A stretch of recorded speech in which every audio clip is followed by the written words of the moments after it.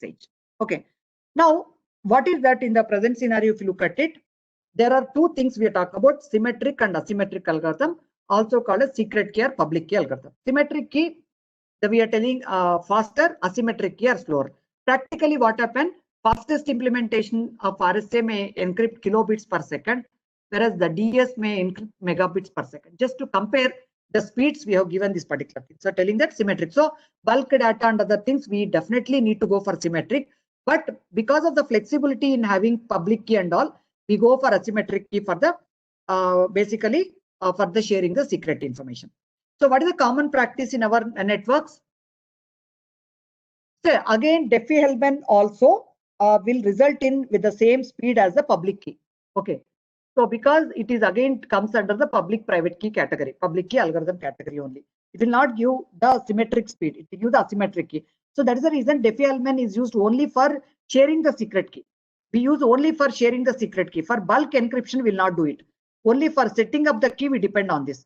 Later, for the encryption, we depend on the symmetric key algorithms only. Okay.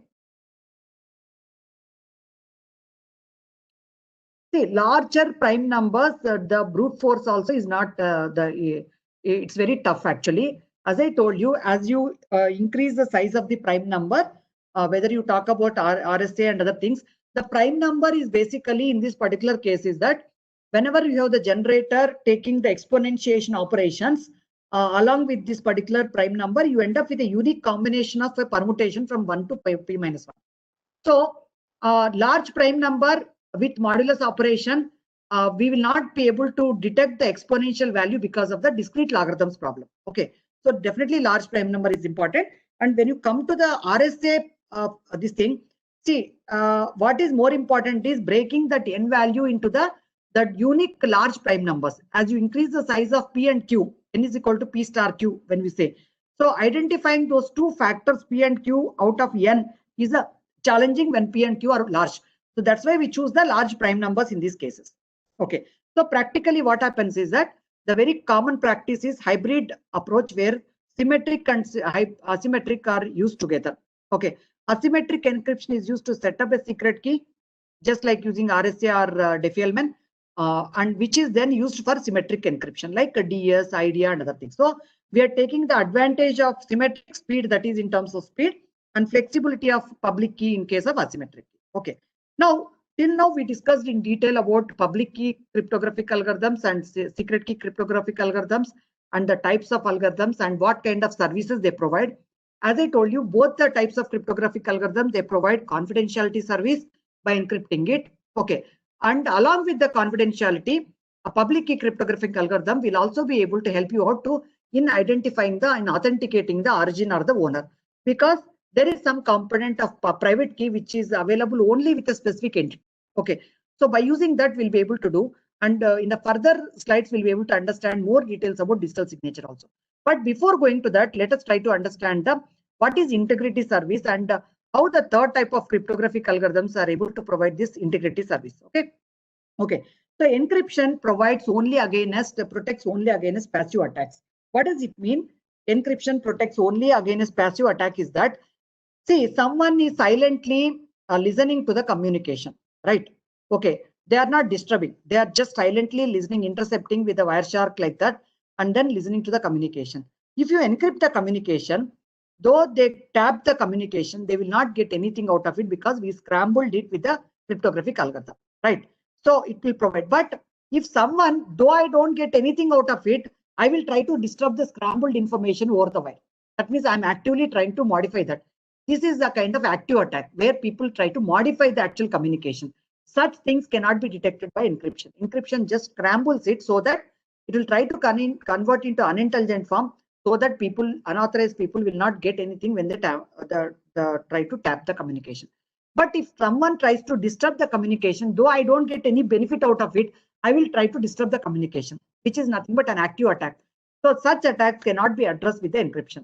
For that, we depend on something called as a hash functions. What we do is that at the sending end, we will try to keep track whether it is intact or modified by using a third type of cryptographic algorithms called hash functions. What do we do is that a message digest or a fingerprint or a signature we can use the word message digest or called as a fingerprint is computed, which is appended to the message. I want to make sure that whether the message is intact or modified over the wire. Okay, what I do, I'll pass that particular message through a hash function, which will give a specific digest or a fingerprint. That means for this particular message, this is a fingerprint.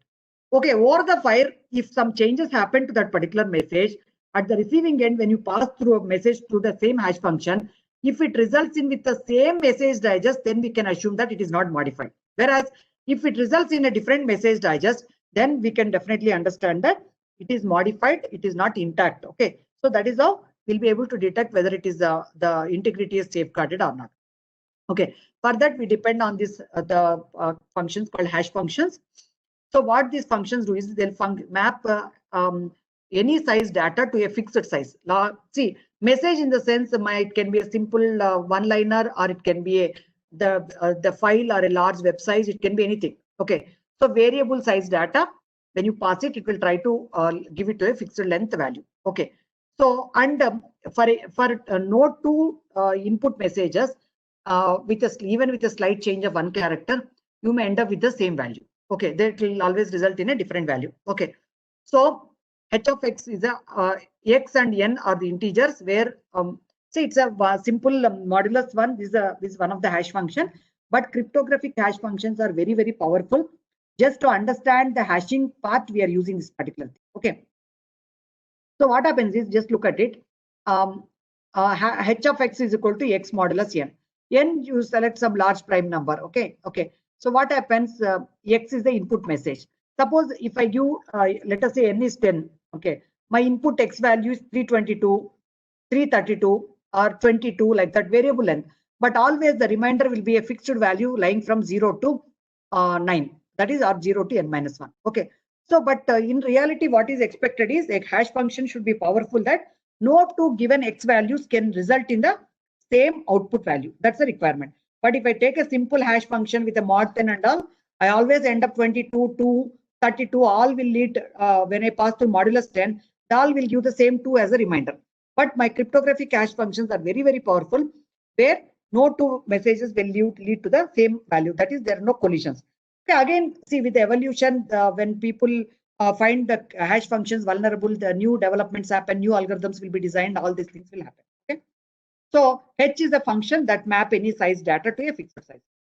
Okay, and these are one way. Cryptographical hash functions are very complex, and they are one way. That means once you get the message digest, there is no deterministic algorithm which can give me my original message.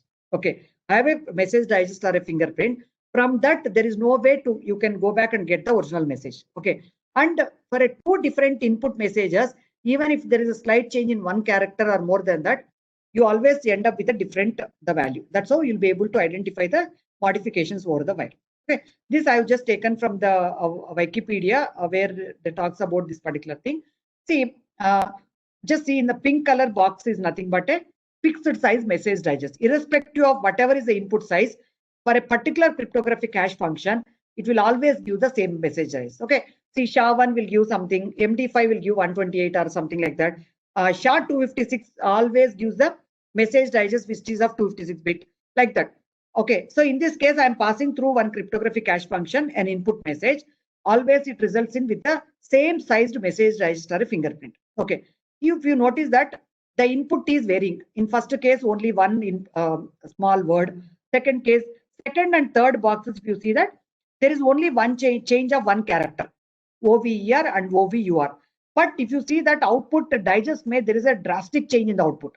Okay, so there's altogether a different digest. See, just because there is only one character change the input, the digest is not similar, altogether different. This is called avalanche effect. Okay, even a small change in the data results in a significant change in the output. Okay, so like that. So this just gives some idea about the hash. So secure hash algorithms which were used some time back, now it is it is found vulnerable and we are not using it.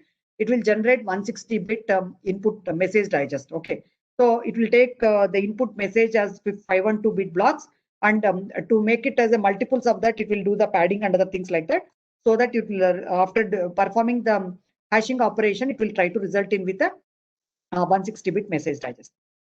So now presently we try to look at this kind of thing, SHA-256, secure hash algorithm that generates 256-bit message digest. Most of the systems have this particular thing. So SHA-2 is basically a group of algorithms, a set of cryptographic hash functions designed by United States National Security Agency. So we have it's a family group of algorithms under that.